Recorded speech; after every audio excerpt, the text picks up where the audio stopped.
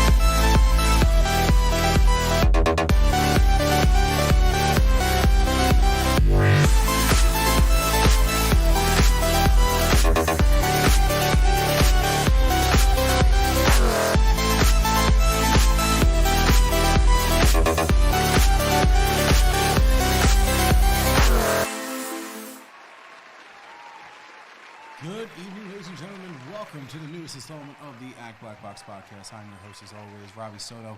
Along with my co-host to my left, we have Tim Vincent. What's going on, Tim? Oh, you know. Oh, you know. And to my far right, we have the incomparable John Hall. John, how you doing? Doing all right. Having fun? Oh, you know, so far, so we'll see. We'll see where this episode takes us, that's for sure. And then to my right, my immediate right, we have Brittany Soto, the program manager for our junior program, as well as the treasurer of Authentic Community Theater. Thanks for joining us, Brittany. Absolutely. Thank you. Also my wife, if you didn't know that. But we are going to get into a few topics here today, and we thought it was good for Brittany to sit in, especially for our first topic of conversation today, which is the importance of education for both children and adults, and how important it is. And a lot of people, once they hit a certain age, they get through high school and college and private lessons, they just kind of let the education fall off. And, so we want to talk about the importance of education, how important it is to keep on learning, keep on growing, and so on and so forth. Before we get into that, just remember, click the share button, share it with your friends, as well as comment along. We got John tuning in on the live stream to check out all the comments, so make sure you're commenting away. Tell us what you think. We are going to get into a pretty controversial topic here on the second part of the show here today. One, we're all going to remain respectful, and we expect our audience to do the same thing as we give different opinions and different ideas for a controversial topic. Right, and the topic that we are going to be discussing today was left by somebody who was watching last week's episode. So if there's was something, it last week or 2 weeks ago? It was last week. Last week? So if there's something that you want us to discuss or talk about, please type it into the comments. We might not be able to get to it the day of, but we read the comments, we read what you guys want to hear us talk about, and we will discuss it. Yeah, absolutely. So let's get into the education, the importance of education. Of course, Authentic Community Theater was founded on the idea of education for students, and it was students only for a really long time, mixed in between summer camps and classes and private lessons and different things like that. And now Brittany is in charge of that program, along with our summer camps, our junior program. So Brittany, talk to us a little bit about the importance and why people should be pursuing the education part of it, maybe before they pursue the fun, you get all the glitz and glamour and glory. But taking a look at the education on the first side, why is it important?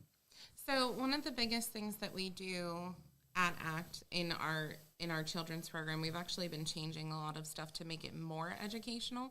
The main goal of the ACT Junior program is to prepare the kids to do magnet programs and like magnet schools like Barbara Ingram and community theater stuff. So the biggest thing that we found is that whenever the program started, they started with a couple of classes, but then our productions took off.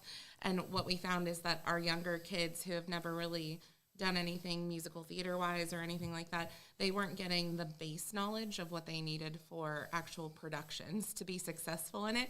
And then it ends up being a lot of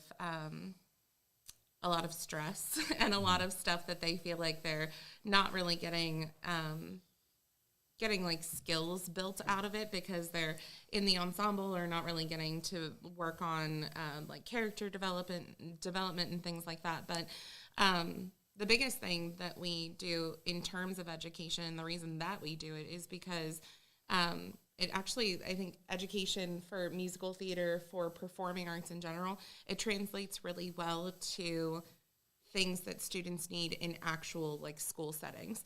So whenever we talk to students about memorizing lines and we talk to them about like character development and things like that, those things translate really well to public speaking, to social interactions with their peers and things like that. For a lot of our students, it helps them build their confidence and their own personalities. We've had a lot of students that have been with us for a long time, and we see them like what they started with us at 3 to 4 years down the road. Once they've been doing all these classes and getting into performing arts, their personalities are completely different now than they used to be. A lot of it's like verbal skills, social skills. There's a little bit of everything. I mean, I think and we kind of talked about this, I think, at one of our first episodes here at Venue.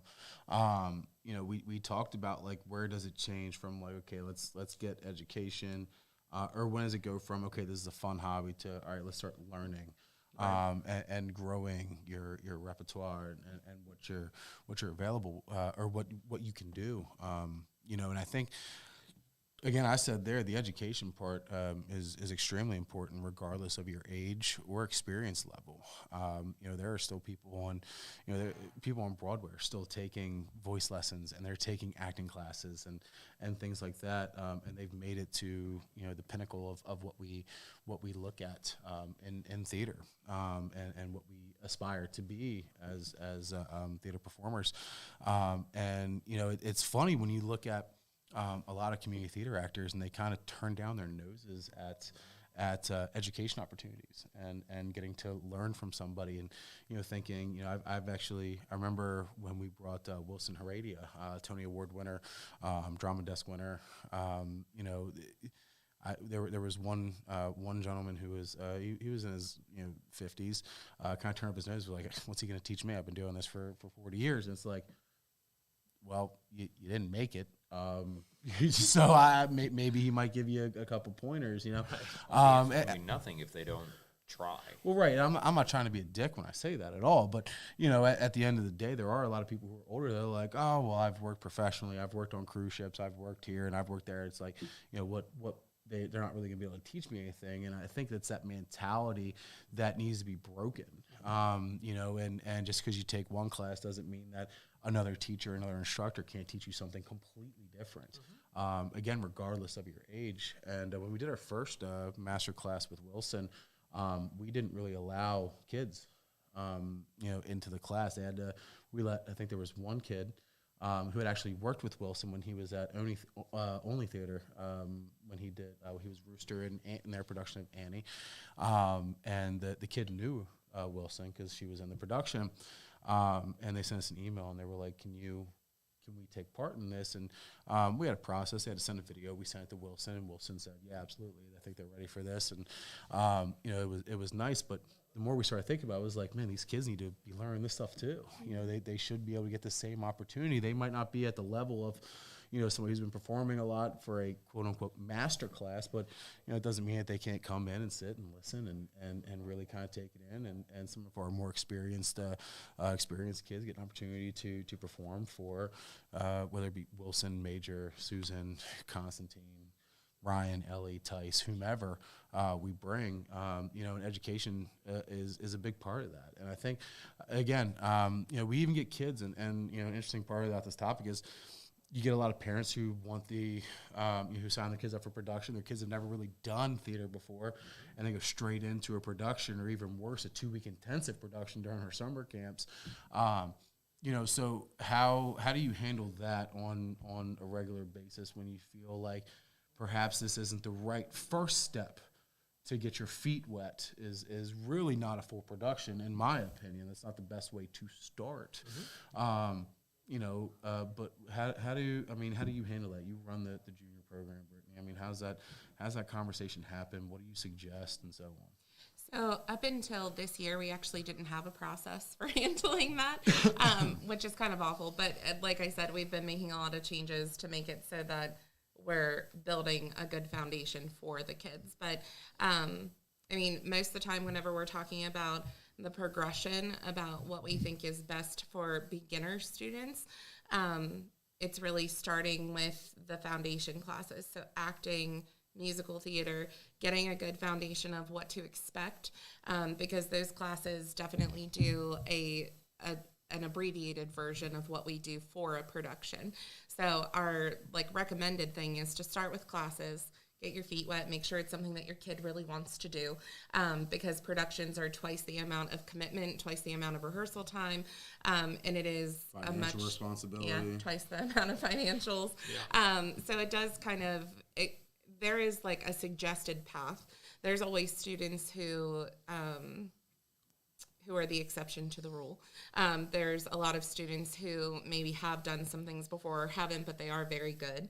And they kind of fit into that. So it's really just a conversation with the parents to make sure that, is your kid reading proficient?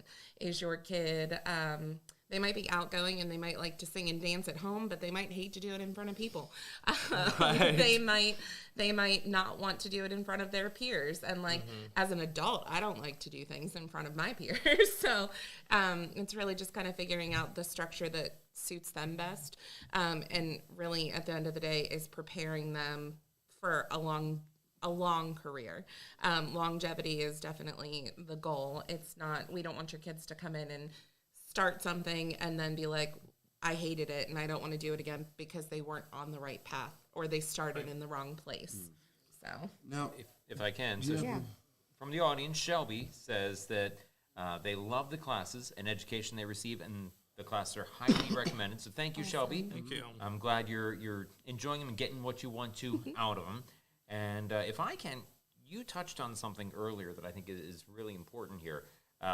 We talk about transference in schools, where you can take one set of experience and knowledge and transfer I was it. actually about to ask you as a teacher at a public Okay. school. Yeah, for Yeah, sure. so yeah, that's the goal of everything that you teach, is to be able to take the knowledge and the skill set learned and transfer it to a new situation.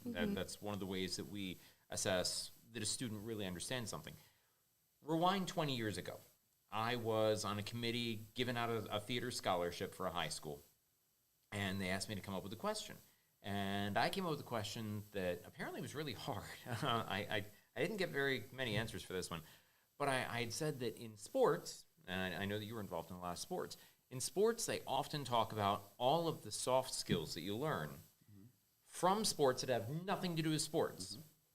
What did you learn from being in theater that you can apply elsewhere?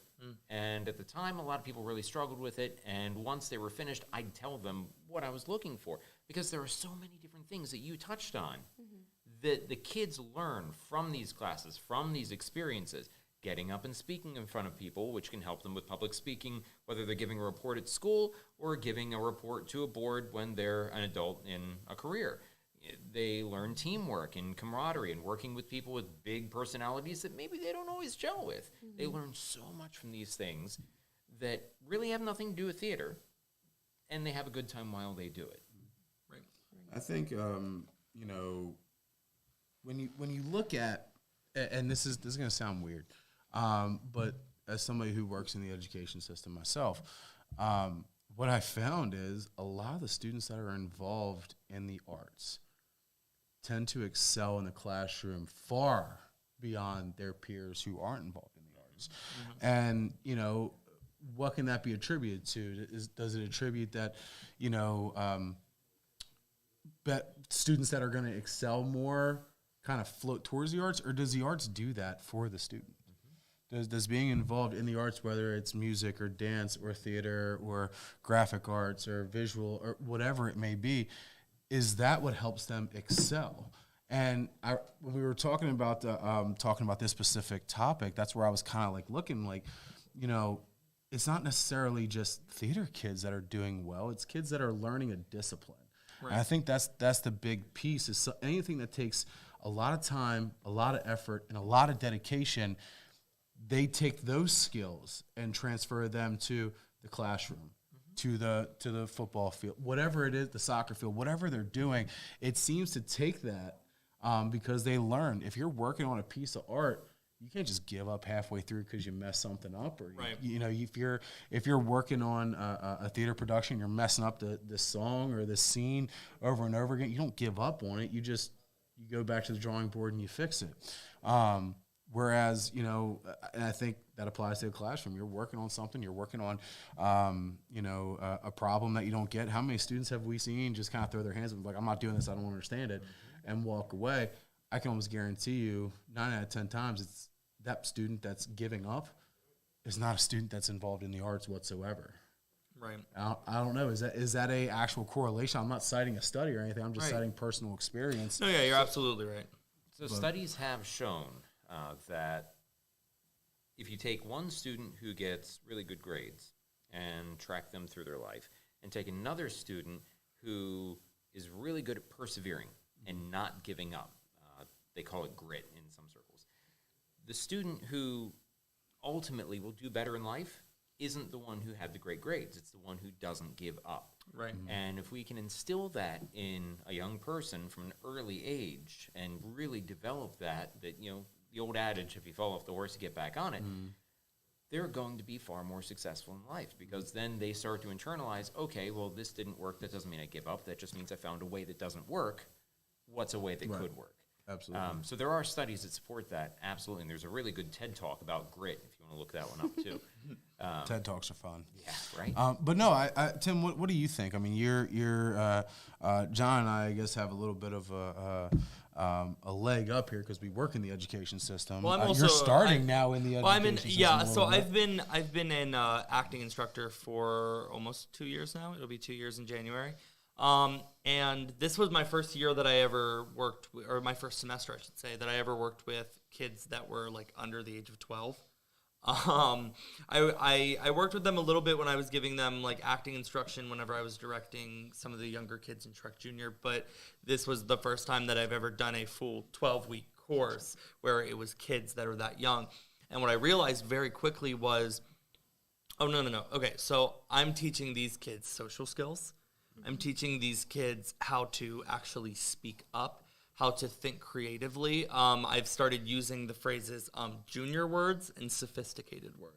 You know, there are words that you say to describe the way that you're feeling or the way that you're moving on stage or the way that you're speaking that are very juvenile and very like base. You know what I mean? I'm happy. I'm sad.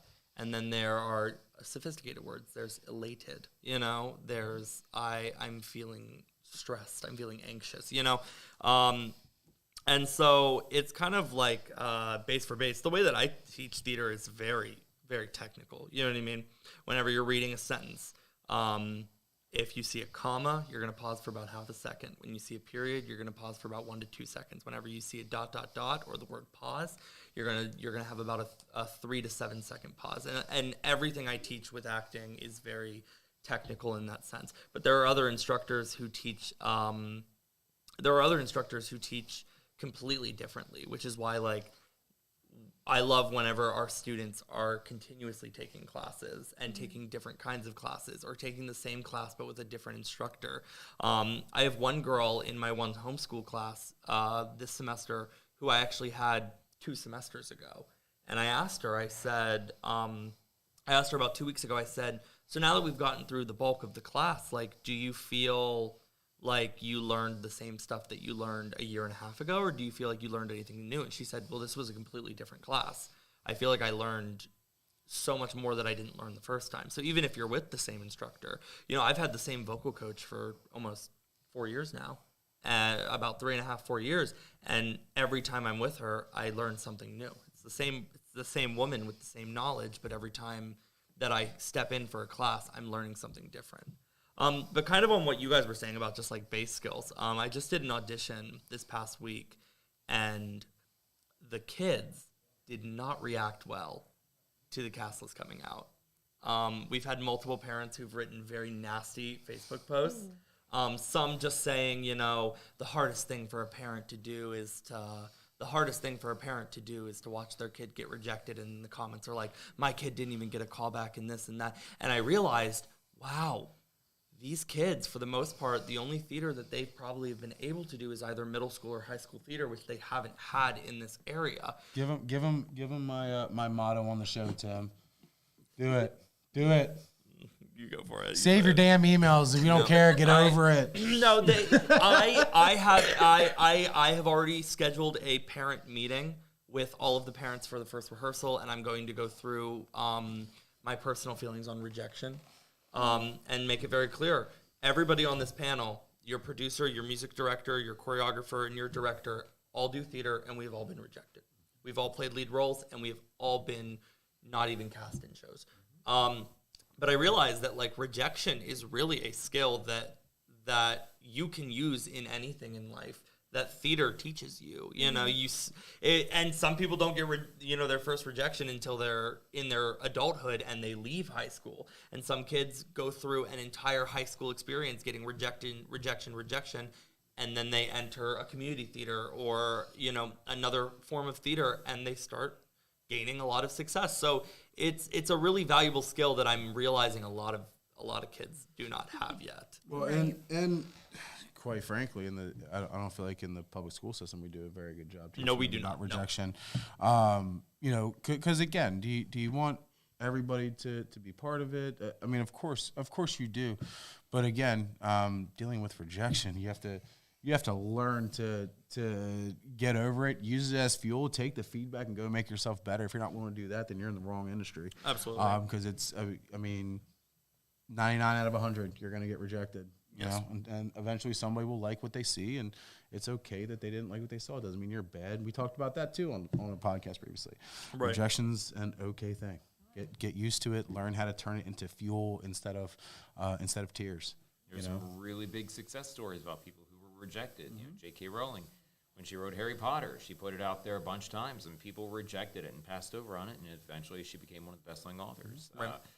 Michael Jordan didn't make one of the youth basketball teams that he He didn't make his high school team. right high school. Okay, so I mean, just because somebody passes on you doesn't mean you're a failure. It just means it wasn't right at that time. Don't give up. Keep on trying. Right, absolutely. I think that's a lot of the stuff that we have with our like productions and things like that too, or in theater in general. Because I feel like it translates well to community theater too. There's certain shows that although like you might be a fantastic singer and a fantastic dancer and a phenomenal actor, like sometimes the show's just not for you. Sometimes the production's just not for Absolutely. you. And the rejection of like, and we deal with this with parents sometimes too, that they're like, well, my kid's been in your program for a couple years and they didn't get any leads or they didn't get a supporting character or they're only getting supporting characters. And to that, I always have to say, like, sometimes it's just not the right show.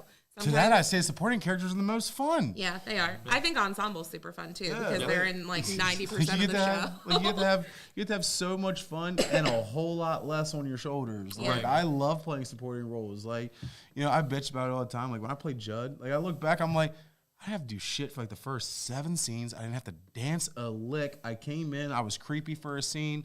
I was super creepy for a second scene, and I was drunk for a third scene, and everybody remembered me. I had so little responsibility, as opposed to a Curly or a Will that had like 8 songs, pages and pages and pages of monologue. Like, I nope, learned how to tap dance in cowboy boots for that. yeah, no, Gosh. I didn't have to do any of that. I stood, I sat in my corner and waited until it was my turn, which for our production of Oklahoma, it was like, the week before Tech Week, I finally got to do something, which was neat. But, it was, sometimes those are the best. Now, I guess my last question on this topic is rejection something that should be taught up front? Is that something that should be discussed, talked about, and made to be understood before they move on anywhere else? Because that really is, if you're in entertainment, whether it's theater, film, TV, whatever, you're going to feel that rejection.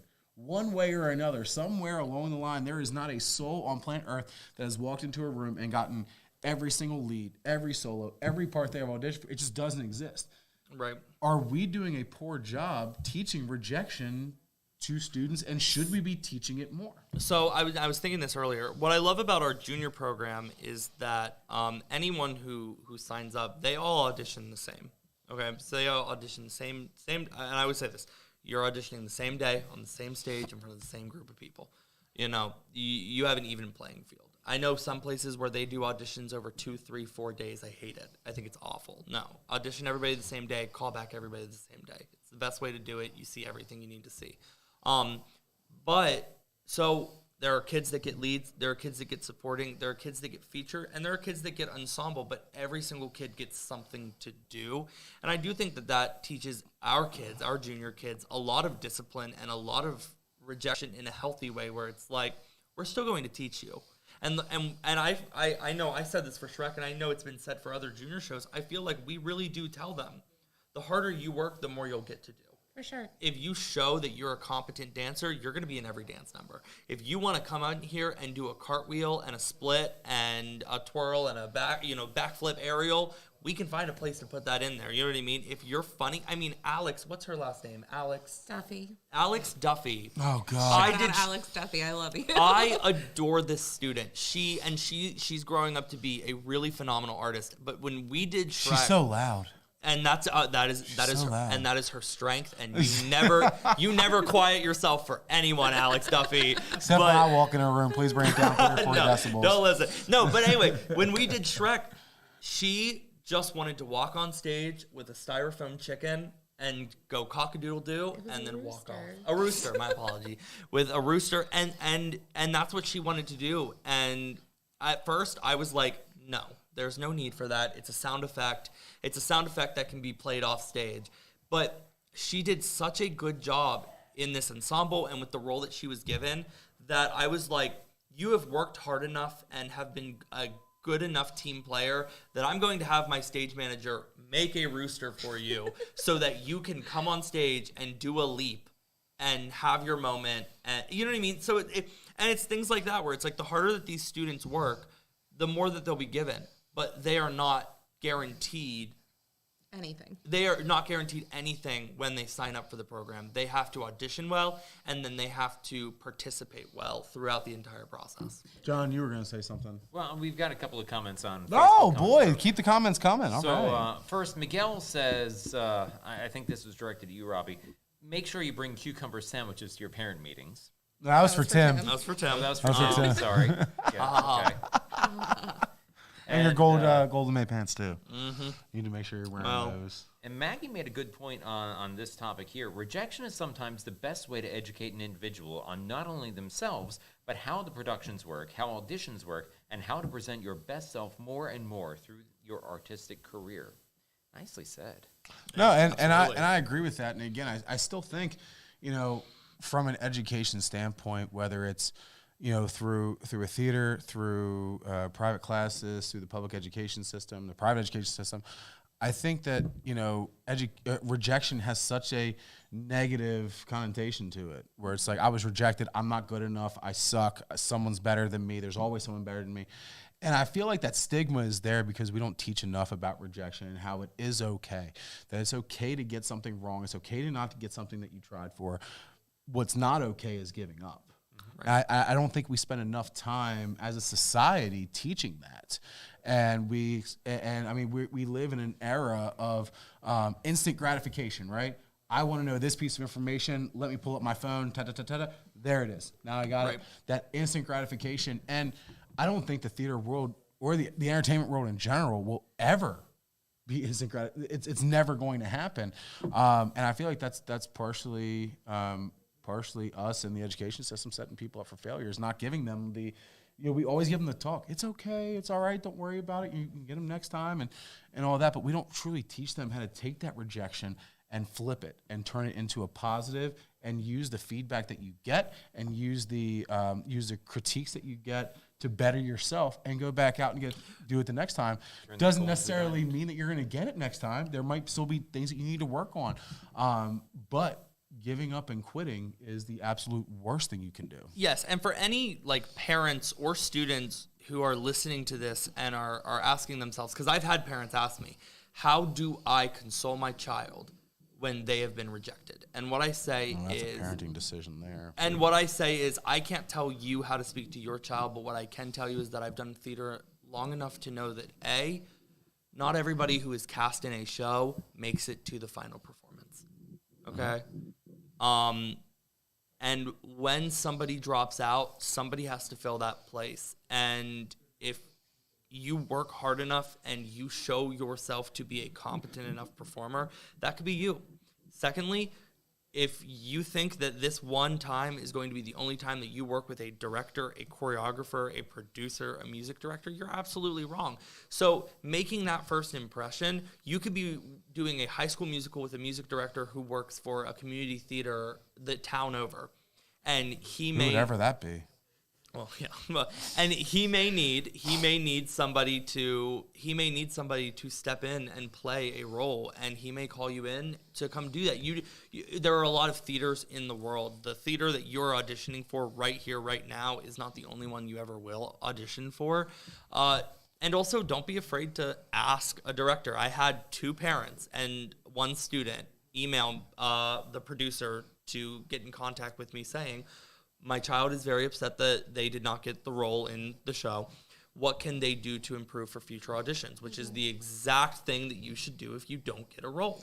Ask why, and then ask, how can I improve that? Let me add something to that. If you ask the question, be ready to accept the answer. Exactly. I think that's one thing where people do it out of like, oh, they're going to say something nice about me, so let me ask them. And then I've had to tell somebody, you're just a freaking nightmare, and we're not going to work with you. Like, that's just, it is what it is, you know. And so be ready for the answer. I'm not, you know, I'm never gonna lie to somebody. If somebody says, you know, what can I do better, I'm not gonna go, oh, well, you just weren't. I mean, if it's true, I will say. But if there was something else, I'm not gonna be like, oh, well, it just wasn't the right time, or you just got be ready to hear. Well, your audition, you went flat several times. Your dancing is subpar, and you need to work on that, and or whatever the issue was that you didn't get the part for. Be ready to hear it and receive it.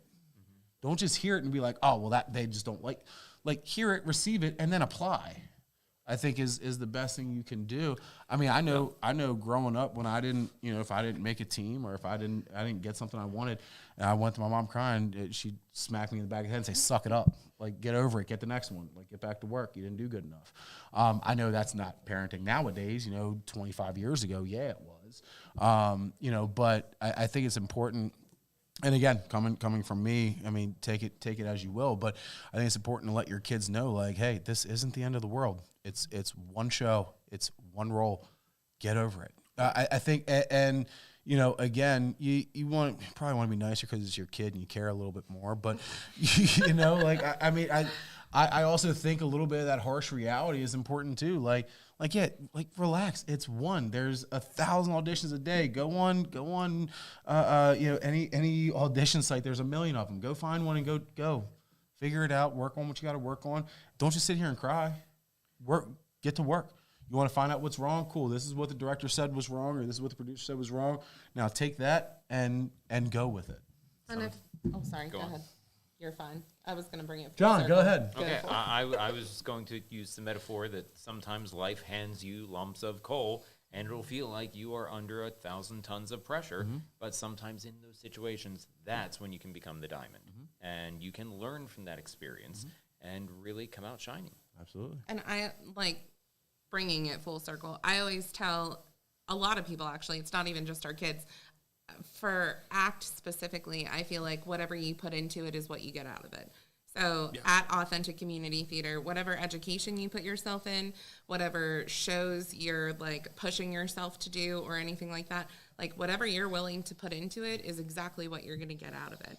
Right. Because even our community theater, like internships and things like that, like we want to educate people on how to do different things. And if you ask for those opportunities, 90% of the time you're getting them from us because that's our goal. Yeah, and there's just so much that goes into casting musicals. Like for this audition that I did last week, like what these kids don't realize is that I've been sitting on this script for 3 months with no idea of who I was going to have come out and audition this. Mm-hmm. So while I'm blocking and while I'm making choices about what my characters are going to do, the only references that I have in my head is the original Broadway actors, the actors I've seen random bootleg or pro shot videos of, and the idea of what the character looks like in my head.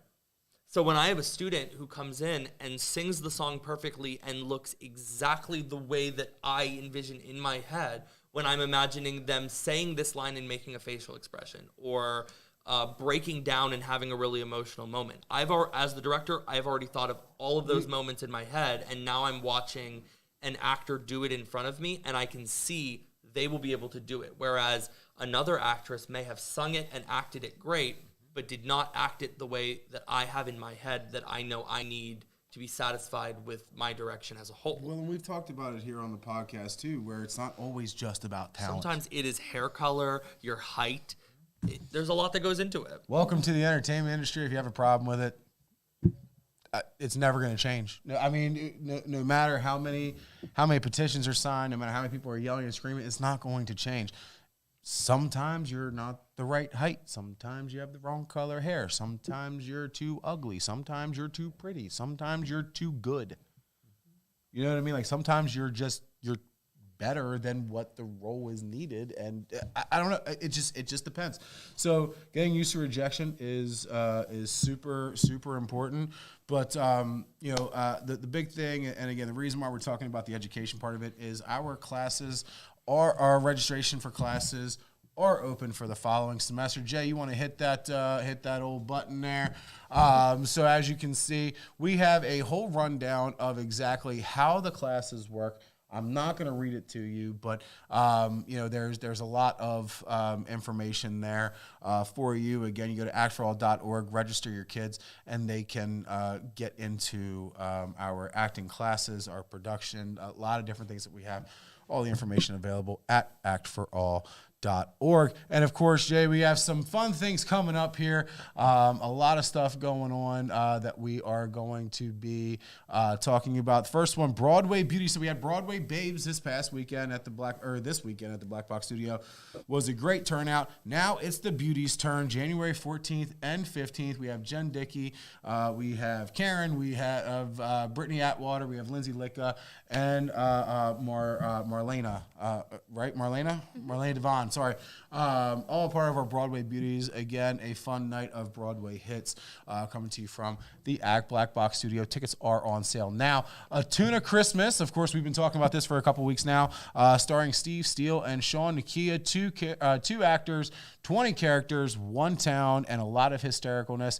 A Tuna Christmas going on at the Black Box Studio, December 11th and 12th, 17th through the 19th, and December 23rd. Get your tickets now. Those tickets are selling quickly, so do not wait. Get your tickets right now by going to actforall.org. Again, A Tuna Christmas. And next up after that, we have Elf, of course. Elf, the musical, December 4th and 5th at the Maryland Theater. Of course, the what I think has taken over as the Christmas movie tradition from A Christmas Story. Elf, the musical, the Will Ferrell movie, brought to you live on stage in musical version.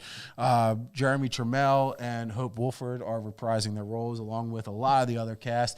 They'll actually be here next week, and they're going to do a Elf takeover of the podcast. So we're looking forward to that. And then, of course, after Elf, we have Matilda Jr. at the Maryland Theater, January 7th and 8th. Matilda Jr., they have been rehearsing and working now for several weeks, and things are looking great, so make sure you check that out. And I think we have one more ad. There it is, Cabaret, the musical, January 21st and 22nd at the famous, historic Maryland Theater. Get your tickets now and check those out. Of course, things are always going on here at Authentic Community Theater, sometimes too much even, that we don't have to discuss today. But, excuse me, we're going to get into some, again, what I would consider a controversial topic, I think, in the area of theater. We had a comment last week, and I've been wanting to talk about this on the podcast for a while and haven't been because of how controversial it is. But there was a comment from one of our listeners that I absolutely love when shows bend and break the stereotypical casting and represent people of color in the LGBTQ plus individuals. So many talented people could play characters like Elle from Legally Blonde or Jack in Newsies, for example, and still tell the stories well and more representing of real life. So we kind of got talking a little bit of what we wanted to talk about here today during the podcast. And this is one, there's been a lot of stuff in the news, a lot of stuff that usually comes out pretty negative whenever it does come out about this. And it's really about casting choices when it comes to casting people of color, casting people from the LGBTQ plus community. Whether, they characters who are gay, like, for example, Alola and Kinky Boots should only ever be played by a person from the LGBTQ community, or a character such as I'm drawing a blank here, but Angel from Rent. Angel from Rent should only be a Hispanic gay man, and the questions brought up, and I have my own opinions. I know, Tim, you've done a lot of research since we've kind of brought this up, so I'm gonna kick it over to you for your thoughts, and then the rest of us will give ours. Yeah. So, and again, real quick before you start, I'm sorry, Tim. Again, this is a very respectful conversation. Absolutely. nobody means, I mean, I know all these people sitting at this table very well. I can tell you nobody means anything out of malice. It's just, possibly just a different way of looking at things, maybe that might be brought up. Nobody's attacking anybody. We are very pro LGBTQ plus. We're very pro diversity in casting when we can. So yeah, Tim, let's kick it over to you, bud. Yeah, so I have a personal opinions and I have like actual factual information. So to start, just like with my personal opinion, I think that diversity is something that is not conditioned enough in our society. So what I mean by that is like when you do theater, so like I'm from Pennsylvania, so a lot of the theater scene in Waynesboro, a lot of the community theaters are almost entirely white. I've seen some theaters in Pennsylvania that I'm not going to name that have done some shows that were normally like all black casts, or normally a show that was like an opportunity for a diverse cast that were just not diverse at all, and understandably so. They don't have the actors who are coming to that theater to do those shows. Now, a few years ago, I had the amazing opportunity to intern direct The Addams Family at a school in Virginia, and I mean the school itself was just so diverse. It was such a diverse area, and the casting was entirely based on who auditioned the best and who gave the best performance.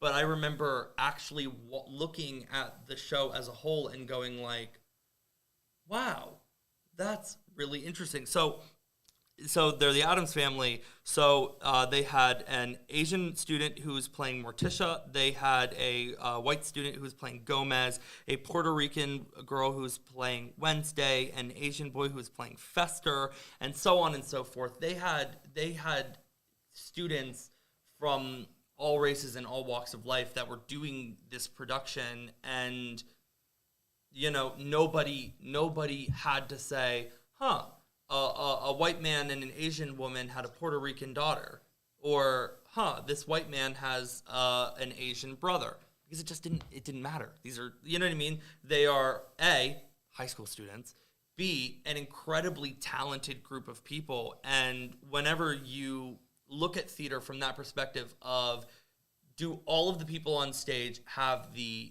technical talent to perform this show in a way that is entertaining? If the answer is yes, it doesn't matter what race they are. It doesn't matter if it makes sense. It's a production of The Addams Family where every single member of the family was a different race, and I don't think anyone bat an eyelash. So factually, I've done a lot of research, and whenever you look at Broadway as a whole, the statistics are getting better, but they're still very telling. So basically, Angel Desai from APAC said that from about 2006 to 2013, we were looking at an 80 to 90% majority of white actors, directors, and writers between the 16 Broadway theaters. So as for around 2018 to 2020, those percentages have been rising and falling for the better as far as diversity goes.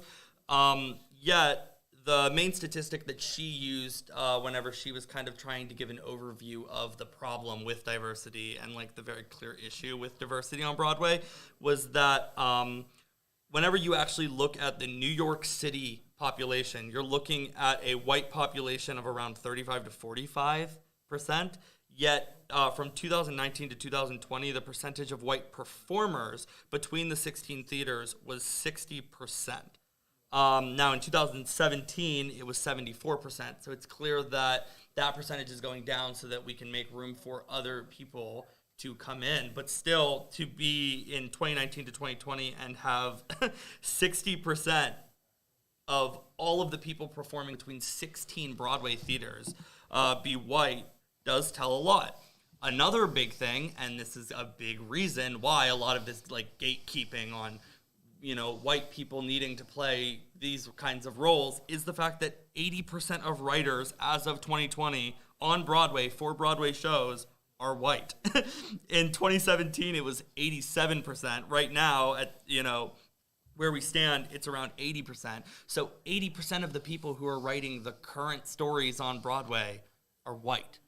So that all of those things, when put into those statistical perspectives, make a lot of sense why we're seeing diversity come up in conversation, because 80% of the people who are writing stories either have to make the choice, are we going to write about people of our own race, or are we going to take the chance of writing about somebody from a different walk of life than maybe we are from?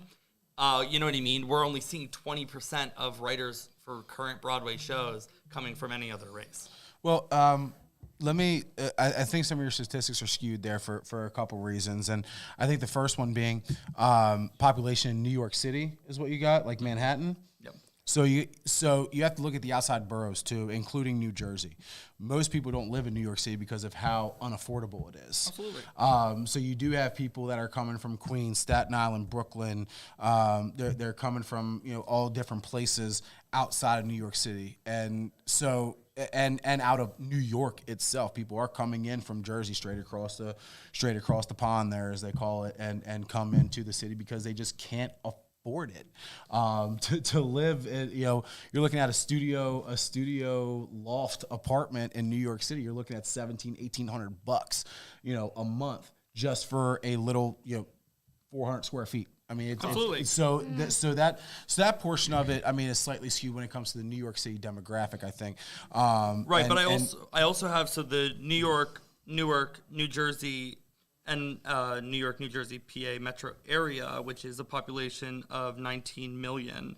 We're looking at 45% white, and this is as of the 2020 census. Gotcha. So 45% white, and that includes so again a little bit different in the population. So also includes PA. So again, the numbers when it comes to there's 40% of the population, but they have 80% of the representation. Again, it gets kind of sticky. I think when it comes to that. Right. I think my question when it comes to casting specifically is what scares me is drawing that line. And saying, only certain people should play certain roles. Because what that does is that, one, it puts you in a box, which I've never heard of any actor on planet Earth that said, yes, put me in this box and keep me there. I don't know any actors from the LGBT community that are like, yes, I only want to play gay characters. Yes, I only want to play LGBTQ characters. But if you draw that line, as we've seen from like Jagged Little Pill and other shows where people are saying, no, this person should have been cast as a LGBTQ whatever, whether it was non-binary. I'm sorry, I don't know all the details. But when we draw that line, I just feel like we draw a false line, and then whenever a director does want to shake things up and say, you know what, Tony's usually played by a white guy, I'm going to cast a Hispanic. Because why not? That's probably not a great example, but this is normally a straight white male who plays this role. For example, let's look at Hamilton, for example. George Washington is always played by a white guy, right? So what happens if there's a person of color who really wants to play that role? Do you box him out and say, no, you can't play that role because you're a person of King George? Did I say George Washington? George Washington was white too, wasn't he? Yes. In history, yes, no, but not in the show. But not in this fictional show. I don't know Hamilton that well. I'm sorry. King George then is the. I'm sorry. I don't like Hamilton. It's fine. Whatever. But King George is usually played by a white guy. Mm-hmm. What if a person of color wants to play that role? The guy from Glee. Sure. Groff, Yeah. But again, that's my question. Have we made that box to where now this character of King George has to be played by a white man, or can it be played by a person of color? I think that is more of a problem for me personally, and I think there's a big difference between exclusion and just not having either the representation there and available, or perhaps maybe somebody just was better. I think that's difficult because people want to not like people don't want to talk about, but like the general of what's going on right now is like it was written to be represented as this type of person, so this type of person is the only type of person who should be playing that role. I think that makes it difficult because then I feel like we're excluding other people. So, well, and a lot of what I've heard is people that do like Broadway reviews, like a lot of the songs that were done during Broadway Babes over the weekend, the guys were like, this is a role I'll never get to play. This is a role I'll never get to play. This is a role I'll never get to play, which is why I like chose this song, because it's one that I love, and whatever else. Like, I kind of feel like it goes both directions. I think it does. And I think the biggest thing is a difference between, first of all, let me be very clear. Any theater company, any theater executive, any producer, any showrunner, any studio executive that is actively excluding people based on their sexuality, based on their race, their religion, or anything else of that nature, I think doesn't deserve the opportunity to work in this industry that we work in. Let me be very clear about that. But I do think there is a very big difference from excluding somebody, and I'm sorry, but I still think talent usurps all. And if somebody can play, if a straight man or woman can convincingly play an LGBTQ character on stage and do it better than somebody who's in the LGBTQ community, I think that person should get the part. And vice versa, if somebody in the LGBTQ plus community can play a straight person better than a straight person that auditioned for the role, I think the person who is in the LGBTQ community should get that role over the straight person. I think that we've let go of talent and have been so worried, and the industry as a whole has almost been backed into a corner or just worried about offending people. And I think it sparks a good conversation. I think it does it the wrong way. John, I'm sorry. I apologize that I just cut off what you were going to say, but I just want to say very, very quickly, I don't think it's not prioritizing talent. I think it's not prioritizing white talent so that we can give other people an opportunity to get through the door. And I think that's what a lot of people are talking about. And it's an extremely nuanced conversation, and everybody has different opinions, and everybody feels differently about it. But I truly do interpret a lot of what the discussion is based on is just that there's always going to be that prejudice of the white that a white performer is more talented than this entire group of people who don't even have an opportunity to have their performance seen. What were we going to say, John? Okay. We have 2 comments on Facebook. Oh, okay. Before I get to them, I just want to throw in my couple of cents here. When it comes to the LGBTQ plus community, I feel like as long as the character is being represented the way that the character should be represented, then it doesn't matter who plays them.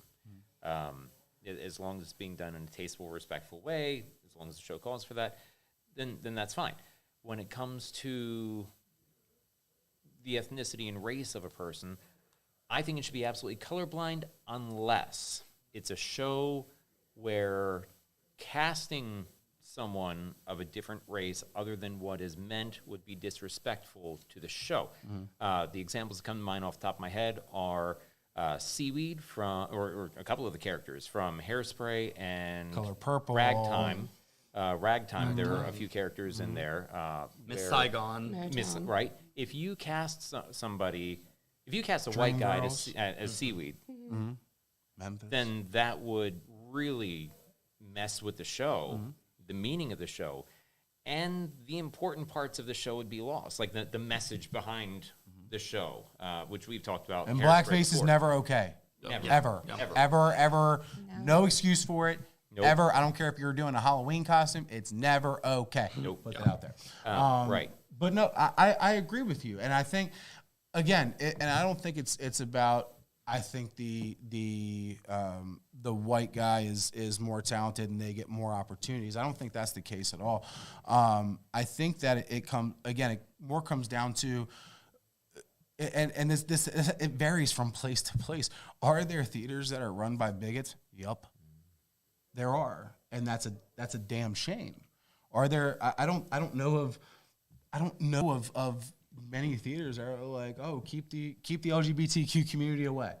I don't know that. First of all, it's your main demographic, dumbass. Like nobody like again we know of a few, but most just don't have that mentality. But I think where the mentality holds, and I'll stand by this, is that at the end of the day, a producer's job is to put on a show that's going to be successful and is going to make money. Mm-hmm. At the end of the day, that's what the goal is.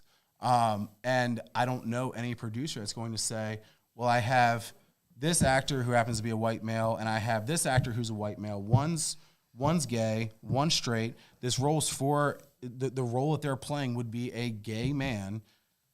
The straight guy was much better when it came to singing ability, dancing ability, and acting ability.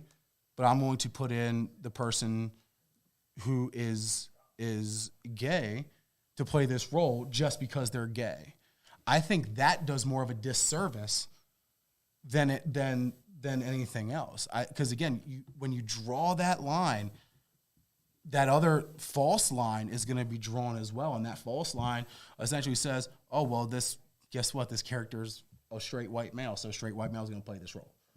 So we're starting to blow up now, actually. So Miguel says, or asks the question, would you cast an all-white cast for The Color Purple, or Asians for Puerto Ricans? No, not again. I think the show matters. Mm-hmm. The subject matter, it right. would be... If it messes with the message of the show... If the Color Purple is meant for a cast of people of color. That's what it's meant for. I think taking a show like that and saying we're going to do an all-white cast is offensive. I think, again, if just because the original character was a person of color or a white person or a straight person or a gay person, I don't think that matters at all. If it doesn't matter to the storyline, the story plot, I don't think it matters. I was the asshole that put a Hispanic guy as Tony in West Side Story. Because it was his dream role, and I said, why not? Who am I to say, no, you're Hispanic. I'm not going to allow you to play your dream role. No, you're not allowed to do that. You know what I mean? Like, I find that to be offensive, that somebody would expect that of me. But again, I think the show, the topic of the show and the script dictates what you have to do. If there is a character in a show that is specifically, let's just say, black, the character, it's talked about, they come from a African American heritage, then that character should be cast in that way. But just because the original person that played the role was a certain race, sexuality, gender, even whatever, I don't think that has anything to do with how you have to do your show. I don't think, for example, Edna in Hairspray needs to be played by a man. I don't think it needs to. It just did it that one time because Harvey wrote the damn show. He wrote part of the show, put himself in the role. Well, it was a drag queen in the original movie. Right. So again, it was just because it was done that way doesn't mean if a woman wanted to come play that role that I would just be like, no, you can't play this role. This is for a male. I wouldn't do that. I think that, again, there's nothing that says that it has to be a drag queen or a man dressed in drag. So Maggie says, do you believe a production that calls for BIPOC, the Black, Indigenous, Person of Color, or LGBTQ plus individuals, mostly the trans community in this topic, should still be done even if you don't have the right turnout or individuals for the show? Do you discredit those characters' stories just so you can do the show? I think that's a tough one. And I think there's what? I have a comment. Oh, give me a second. I think it depends on the show. I think it depends on what show you're doing, where you're doing it. Would I do, let's just say, would I do Hairspray if I didn't have people of color? No, I wouldn't. We did Hairspray. We had a couple people of color show up for the auditions, and then we called in as many favors as we could to get the people we needed for the roles. So we did that. Again, when it comes to a person who's trans, would I cast somebody who's not actually trans to play a trans character? I think I would, depending on the person and how they're portraying the character and the overall theme of what we were trying to do. I don't find that to be degrading if you're still telling the story and the way it was meant to be told. I I think if you're just doing it to make a mockery of it, that's a whole different ballgame and a whole different conversation to be had. But I don't think that I personally feel as actors, it's our job to be something that we're not sometimes, and I think that's okay. I think that's why a lot of us do what we do. Some people act so they don't have to be themselves, and they get to experiment and see other things and do other things. Again, Meg, I think it all depends on how you do it. Again, I've portrayed a gay male on stage multiple times. I have nothing but respect for the LGBTQ plus community. I don't think me playing a gay man on stage is offensive in any way, unless I were to play up all the stereotypes, all the negative stereotypes from the LGBTQ community. I think that's done in poor taste when you do it that way. Or make a gay male overly flamboyant because that's the stigma, right? I think there's a big difference between the two, and honestly doing right by the character. Brittany, what was your comment? So I was going to say, I feel like there's an opportunity for education whenever that happens. So, like, I know, like, Tim and I have conversations often, but whenever I have questions about things. But I do feel like there is an opportunity for an actor or a person to maybe learn more about the LGBTQ community whenever situations like that do come up. Absolutely. Not because there wasn't any, I mean, if there's someone who can portray that role because they've been through it and it's like their life, I think that's fantastic. And if that's one of those instances where, like, that show is for you, that role is for you, like, just whatever happens with it, like, they embody that character. But I do think that instead of it being a negative thing, I do think that it can be used as a positive thing, where people who maybe are less educated about that type of character, in the long run, they're learning more about the community and they're learning how to portray it, which I think is important too. I agree. I completely agree. And I think the other part too is again, from a professional standpoint, like on Broadway, like on in touring companies, and you have, there's no nice way to say it, you have money machines that run all of this. Whether we like it or not, whether we think that the theater community itself is progressive, and the money machines behind it aren't necessarily, right? Yeah. And all the money machines that drive all of this, decisions are based on one thing: what is the return? If I put this person in, is the return of people saying, yeah, you did the right thing, and you cast somebody who's, for the example that we got, you casted a trans person, an actual trans person, to portray a trans person on stage, you did the right thing.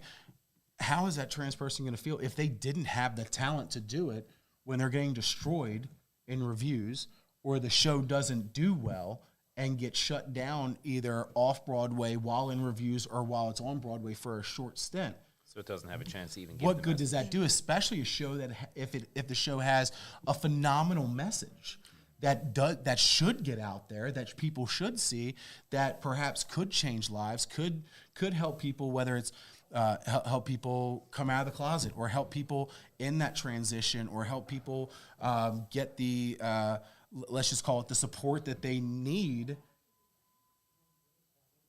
How does that get, how does that show and doing what, some people may think is the right thing, how does that affect it though as well? If it's not the right choice to make a to make a profitable, long running production. At some point we've got tons of comments. They're playing completely counter to this, but Tim, go and yeah. I'll just say this real quick. I think that I understand your perspective, but I think where your perspective differs from other people's perspectives whenever it comes to this conversation is that there are hundreds of thousands of people who are auditioning for Broadway shows. If we are, you know what I mean? And this is not your intention, but this is what I feel that somebody may interpret your intention to be, is based on the way that you're speaking, you're making it sound as if there are only maybe 12 trans people or 100 black women, or, you know what I mean, 300 Asian men who are auditioning for these roles that may require or could have an opportunity to include people from their walks of life or from their heritage or who they are. There are hundreds of thousands. That's what people are talking about. Is it's not like black people aren't auditioning for musicals. It's not like Asian people or trans people are not auditioning for musicals, and it's not also like these people are not just as talented, if not more talented, than the white performers who are getting cast in shows. So that's what people are upset about, is that if there are all of these talented people in the world who are also speaking out about how racist showrunners and casting directors have been to them. I mean, I personally have read dozens of stories and listened to a ton of interviews and read a ton of interviews with people who have just experienced the worst of the worst people that are sitting behind these chairs today, casting out for one of the 16 Broadway theaters. And I want to be clear, I'm not defending those people at all. Absolutely. I'm not defending any of those people. Any of those people that are actively excluding, don't deserve the opportunity to be doing what they're doing. I don't want to make it seem like I'm doing that, but I think the only way to solve this problem, honestly, is to have a proactive way of doing this, and Actors Equity should be getting involved, and they should be doing equal opportunity surveys at all of their casting calls, because there's no way to say how many people from the LGBT community showed up for this audition, how many people of color showed up for this audition, to be able to get any kind of secure data together. Right. The problem is that the art of the cattle call is all but gone, right? It doesn't really exist nearly as much anymore. In order to be considered for a broad production, you need to be equity, you need to have an agent, you need to get offers sent to you. That's how it starts. You need to submit first, and then you might get a call. So there's no way to find those people that give this entire community of in the entertainment industry a bad name. There's no way to do it, because nobody will be able to Google right now and find out how many thousands of people of color came out for this show that didn't get cast. There's no way to find it. It doesn't exist. Why doesn't it exist? Could it be to protect those showrunners? Probably. Yeah. But this is where Actors Equity would need to step in and say, we need to start getting a hold of this, because again, I feel like, I'm not saying that the uproar and the yelling isn't merited. Okay, I'm not saying that. What I'm saying is does it change it? Because again, if you draw that one line, I feel like that false line gets drawn with it, and that's a false line that we've been working to get away from. Is, oh, well, this is what it has to be because that was the original, and that's putting people in that box and causing less opportunities for people. Mm-hmm. If we open that box and say, okay, let's just let the talent speak for itself. And I think Actors Equity should be stepping in saying, we need to make sure that you're running your production the best as possible, that make sure it's inclusive to people, and people are getting an equal opportunity, not based off their race, their religion, their sexuality, anything of that sort. We need to get away from that. So this is the way we do it, and all of them have to submit to that, just like when you check a box on any application out there. It says, what is your, what's your race, what's your gender, what's your religion, all those things that gets sent to the EEO so they can make sure that they're not having any discriminatory practices. Mm-hmm. That doesn't exist in theater that I know of. That's a shame. I've never seen it. I've done equity shows. I've done equity contracts. It doesn't ask you at all. It doesn't exist. And I think that might be where the problem lies. But instead of just saying, well, this character is a character in the LGBTQ community, so it needs to be played by somebody in the LGBTQ community, I think we need to say, well, why isn't the LGBTQ community represented more along characters who might be straight? Or why aren't characters or actors of color, why aren't they portraying characters that have forever been portrayed as white? Why isn't that happening? And let's get Actors Equity to get involved and do something worthwhile, because Actors Equity sucks and doesn't do anything other than piss people off. Let's get them doing something that's actually worthwhile. Is that a possibility or not? I don't know. I know John has a list of comments. So, John, go ahead, buddy. Yeah, please read through this. Olney Theater just announced that their production of Beauty and the Beast has a black woman, a plus-size black woman playing Belle. Mm-hmm. and their beast is has a one man leg. who only has one leg. It's a prosthetic. I was like, wow. It yes. is, yes. I think I saw in the I- picture. Did he actually have like he didn't have like a prosthetic leg? It was like a wood leg. Yeah, wasn't he it? put like a peg Wow. leg on Yeah, for the it was show. like an actual peg leg in the yes, picture that they released on Broadway, where I was like, oh shit, all right. Yeah. So, That's cool. At the show The beast is yesterday, a one of the pirate. other at the show There yesterday, are, one of the like, other 7 performers were comments. talking about and, it. and, I, on and I here. will say, I love that for them. I Yeah. think that's Yes. amazing, and I that's agree. what it should be. If those two people were the best people that walked in the door, I don't give a shit if he only has one leg. I don't care if she's plus size. I don't care if she's black. I don't care about any of that. If they deserve to be on that stage, then yes, put them on the stage. Right. I don't care that Belle's always been a white chick from France. Doesn't matter to me. There are black women in France. But Belle has always been a white bitch from France. White woman. So what? You know what I mean. John, go ahead and read these comments. Okay. So Travis said, talking about the LGBTQ plus community, I do not believe a person's cultural experience should be portrayed by anyone besides people who've experienced that shared experience. And Maggie goes on pretty much to agree with him, saying that an individual should not play a trans narrative and a white individual shouldn't tell a BIPOC narrative. Bending sexualities as an actor is completely different than gender identity and race, and says all the love, but being trans isn't an experiment straight people get to play around with. It's, quote, doing right by the character, end quote, by having the right individual do it.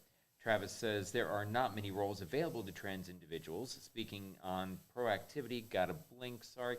Speaking on proactivity, if a show is planned that calls for these individuals, an organization should be proactive in finding the people to play these shows. If there are none, maybe it's not the right fit, even at the community level. And then Jeff comes in to say, Maggie, I have mixed feelings on this. So if cis actor cannot play a trans role because they do not have the experience of living that character experience, can't they learn from a trans person?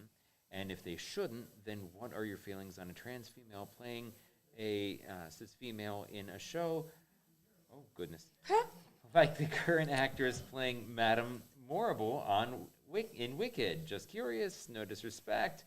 Travis goes on to respond to Jeff. Maggie's going in there. This is great. This is blowing up here. So I think the big thing, guys, is I understand what everybody's saying and can agree to a certain extent.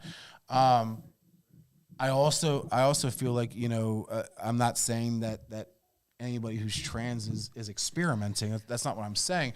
But I mean, you can go back and look at, you know, actors' stories from roles that they've actually been able to portray and do, where they have learned from the community and gave them a completely different outlook on that community, and has led to, you know, many positive things for the community, whether it be raising money, whether it be raising awareness. You know, there are other things that go hand in hand with that. You know, while there's a lot of there are a lot of people who take advantage of those opportunities, and I understand what you would be saying with that. I also think there also may be a lot of good-hearted people that want to help the community and be a part of it and really bring a story, which I guess leads to the question, you know, would I do a show that you know, had a great message about the trans community specifically, and not have a trans play the role? Well, if I don't know. I think if I felt like the show itself had a message that could change people's perspectives and do good, but I didn't have anybody that was trans that was into theater or into the show, or you know, that wanted to do it, was available to do it, would I still do it? I don't know. I think it would depend. I think that you know, there's a lot that goes into it. Not everybody that was on Dallas Buyers Club had AIDS or knew what it was like to have AIDS. But that movie also changed people's lives and looking at it from a different perspective. You know, Matthew McConaughey wasn't riddled with AIDS, but he learned about it, and then he started an entire foundation to help, you know, to help fight AIDS and different diseases and different infections. You know, was he wrong for doing that? Was he wrong by, you know, playing a character in that way that inevitably led to good? So here's what I'll say, and this is entirely just opinion from my own perspective. I remember being younger and seeing, especially with theater and cinema, but mostly theater, seeing people portray gay characters and feeling very connected to the characters that they played. And then kind of doing the research and realizing that they actually were not gay individuals at all. And actually feeling like an incredible like sadness and like disconnect from the actual artwork itself. You know what I mean? I thought you did a really wonderful job portraying Collins. But I think that if you had originated the role, I would have felt less about the performance. But you've also in ways, you know, I feel the same way about the original Rent, and that's actually why I hated it for a really long time, was because I felt so deeply to both Jesse and Wilson's performance, but finding out that while they are great actors and they gave a great portrayal, that they actually have no connection to the I'll divert. But regardless, just to kind of finish out what I'm saying, as a queer person, it is tiring. It is very tiring to see straight people play gay roles when I know so many gay and bisexual and trans performers who are so good and so underutilized, both in Broadway and in community theater. And I would like to see more of people either outreaching for gay actors to play gay characters or just giving people opportunities, you know? And that has nothing to do with us or our portrayals. I apologize that I brought up your portrayal of Collins. You did a fantastic job. However, it does get tiresome from my perspective to see straight people play gay roles when there are gay people who could play those roles. And that must be how Black, Asian, trans, queer, anyone, plus-sized people, you know, disabled. That's how they feel. Disabled, they're tired. And that's the thing, is that everyone here on this panel, we are all white. And so for us, we can never empathize with what it must feel like to go see a Broadway show and not see anybody on that stage, especially in the leading cast, that looks like us. We especially cannot relate to what it would be like to audition for a show and to maybe possibly be the only Black woman in a room auditioning. So I think that the conversation is nuanced, and I think a lot of our opinions have a lot of merit, but unfortunately, it does come down to the fact that people are tired. They're tired because representation is not being seen. And when representation is not being seen, you just start to lose interest. And when people lose interest in theater, we lose money. You know what I mean? The rich white straight men will die and stop buying tickets to Broadway shows. And when that happens, who do we have to buy tickets? And to be clear, I'm biracial. I'm not white, but that's okay. I apologize. That's You're something, right. and that's something I've always battled with. Is I'm not Black enough because my dad was only half Black, so I'm not Black enough. So it doesn't matter. And again, this is arguments and conversations I've had with other people that said, "Oh, you're a cis white male." No, I'm biracial, and I may not look it. I'm sorry. You want to see a picture of my dad? I'll dig one up. You're for right. you. You're right. And I apologize. You know, I think the thing is that you can be tired. I understand that, and I do empathize with that. I can understand, but how do we fix the problem? When do we stop yelling? And when does Broadway go to the union, the Broadway actors, and say, fix this shit? So and let's get these EEO surveys out there to casting directors. If they want to cast union actors, they have to follow these EEO standards. And if they don't, then they're not getting union actors. Right. When do they come up and do that? And again, it's sad because it's a simple solution. It's a very simple solution. Nobody's talked about it, or have people talked about it and been like, we don't want to do that. Why? I know a lot of this conversation has to do with like the overall picture of performing arts and whatever else. And I know a lot of our thoughts and processes come from what we know in our local community, which is not like what Tim was saying. Like Broadway's perspective is way different than what we have here. So separate, yeah. But like on a local level, I do think it's an opportunity for education. Absolutely. And trust me, also, we want to be as diverse as humanly possible. But also, we would love it. And I've said this before, just real quick, and I'll be done. I swear. You're fine, But John, just have I've some said comments. this. I've said this before. I would love to be more diverse, and we have reached out. and try to get more actors from the LGBTQ community, which I feel like we have a really good representation of. We don't have many actors of color, and that's a shame. Unfortunately, it just doesn't exist in our small little bubble that we work in. It just really doesn't exist. And no matter how much we have reached out, which we have worked with Boys and Girls Club of America, we have worked with E.J. Fuller to try to get interest in theater with his organizations to try to get more children of color involved in our theater, because that's the demographic that he specifically works with. He literally sent me an email and said, not a single one is interested in doing any kind of theater class. Where does it stop? John, me and you work at a magnet school. How many of them students that are in the theater program are a person of color? It's not that we don't want it. We do. We desperately want it.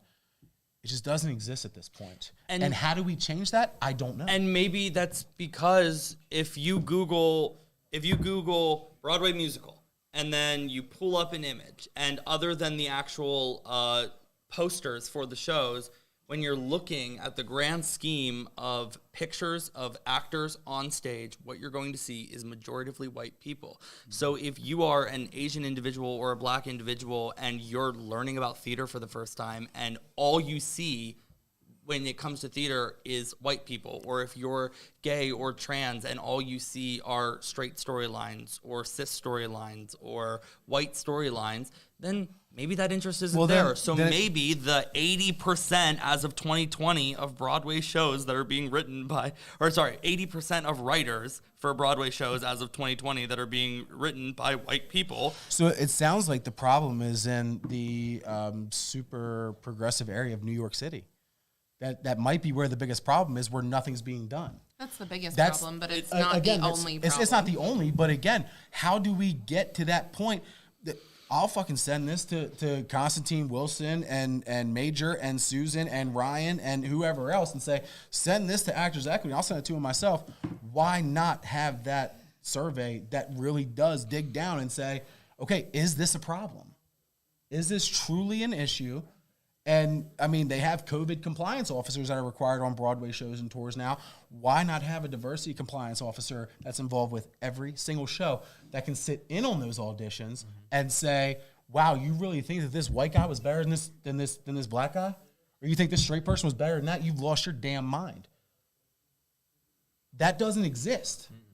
So maybe that's where it starts. Maybe that's truly where Actors Equity steps in and says, okay, this is what we have to do to stop this. Because it seems like it starts at the pinnacle in New York City and it trickles its way down. And then communities like ours, like God forbid, Cumberland, Maryland. There's a professional theater in Cumberland. There is no color there. You know, and it's not but it's not because they don't want it, but it's Cumberland, Maryland. They might have maybe 3 black people that live there, and I don't say that as a joke. I mean that very truly. I went to a school in a small town, Philippi, West Virginia, not far from Cumberland, that had 3 black kids in an entire campus. 3. So go ahead, John. Actually, first, Brittany, you Oh, yeah. the point. Yes, please. But then we kind of I got off don't target. remember what it was at this point. Sorry. I'm very interested because I'm seeing comments too. I'm very interested in Marquise's comments. Yep. So first off, I want to say to the people listening out there, we love your comments. Keep them coming. Tell other people. Phone them up. Say, hey, there's this podcast going on. You got to tune in. And, they're listening. They actually want to fix the problem. So let's fix it together. So thank you for commenting. I love everything being said here. Going off of, gosh, there are so many here from having a hard time finding where we left off at this point. So we got about 2 minutes. Marquise said, I think there's great topics to discuss, and I'm glad that we get to talk about it. I think we should continue this conversation with multiple trans actors being in the conversation. So maybe we bring this up again. And honestly, so I was going to say, like, this is a growing community that we have within ACT as well. Yes, please come. And we want something you here. that we are very conscious of and that we are trying to be more inclusive on all notes about it because it's legitimately something that we've not had before. I'll say but this. We're very I'll say this. We are scheduled 1 week in advance. Next week we have the Elf takeover with the cast of Elf. Please, let's do it. We will get a whole, Jake, you think we can get a whole round table discussion with 20, 30 people in here to have this discussion? I would love, maybe not 20, 30. Huh? It could get loud, but we can make it happen. Yeah, you go with We're that? gonna need like a buzzer. Yeah, I mean, we will find a way to make it a good forum. So yes, please send me an email, Robbie@actforall.org, ROBBIE at actforall.org. Brittany's going to put it in the comments right now. If you are interested in being involved in a conversation like this, we shoot Sundays at 6 o'clock every week. Unless something crazy is going on, we're not available. Please, honestly, send me an email. We will set this up. We want the dialogue to happen. Go ahead, John. Super fast. Other people agree, saying that, yeah, here we're only 4 people. We don't necessarily represent everything here. No, we don't. Matt says, just for his 2 cents, fair isn't always equal. Take the best actor or actress. Isn't the idea of acting to put yourself in a character's shoes and becoming that person for the time being, learning about a character and taking on their mannerisms and ideas? Are we selling ourselves short by pigeonholing the potential actor or actress? Jeff goes on and says to Maggie, why couldn't this actor learn from a trans person to stretch their acting chops to portray a character? If it's done respectfully, he doesn't have an issue. Should the trans actor get the role just because they are trans, or should the talent factor in? That is what he struggles with. All for representation, and those 2 actors are equal in talent, then absolutely cast a trans individual always, period. But I still think it should be based on talent and research. Marquis says, I think it starts with more diverse shows, and agree it's tough in this area to find people of color actors, but I think it can be done in this area. So great comments, everybody. Yes, Absolutely. and again, I don't know. We are as serious as we can be about that. We would love to have a roundtable discussion where, with enough notice, I know Jay can reconfigure the studio. We'd come in here and help him and make it so we can all have December this 4th. conversation. But No, not December 4th. We have Elf. Okay, so not the It would be the 5th anyway. the 27th. 27th. But if you are going to be a Look guest at on our Saturday, show, Tim. 28th. Calendars are hard. 28th. if you are going to be a guest on our show, you will come and be respectful. Yes, Absolutely, 100%. please. And have an open mind, or else you won't be on the show. Jay will legitimately, and I will kick you out if you don't know how to be respectful to other opinions. We're not going to do a team up on people. We're not going to do bullying, yelling, screaming, cursing. I curse enough for everybody, so we don't need to do that. But no, we want to have the dialogue, and we want to come up with a solution, not just excuse my language, but a bitch fest of, oh, life is unfair and this is unfair. Let's come up with a real concrete solution, and maybe we can get something done. I think that's important, and I think that's, if we all want to stand around and complain, that's one thing, but what gets done with that? Nothing. If we can make something happen and get something to change, I think that's where the key is, and that's what we need to do, and that's what we have to respectfully do for the communities that we're either a part of or allies for, or even ones that we don't like. They deserve to be represented too. If there are a community that you don't like, I don't know, but whatever. Everybody deserves to be represented. Everybody deserves to be respected. And how do we do that? Let's come up with a solution. So in the chat, my email's there. Send us an email.